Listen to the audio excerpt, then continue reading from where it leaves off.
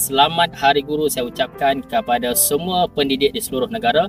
Siapakah guru teragung dalam hidup kita? Tak lain tak bukan ibu bapa kita. Ibu bapa kita adalah insan yang paling mulia, yang banyak mendidik, mengajar dan membimbing kita. Teruskan berbuat baik kepada kedua ibu bapa kita, dan kepada ibu bapa di luar sana, teruskan berdoa banyak-banyak kepada anak-anak kita, kerana doa kita itu tanpa hijab. Doa kita itulah yang mungkin menyelamatkan anak-anak kita daripada terjerumus ke dalam kemudaratan ataupun kesulitan yang mereka hadapi. Pada semua pendidik di seluruh negara, teruskan istiqomah di jalan mendidik ini. Walaupun dunia pada hari ini penuh dengan cabaran dan dugaan, ingat kita ada Tuhan. Segala kesulitan kita memohon kepada Tuhan dan kepada anak-anak didik di luar sana.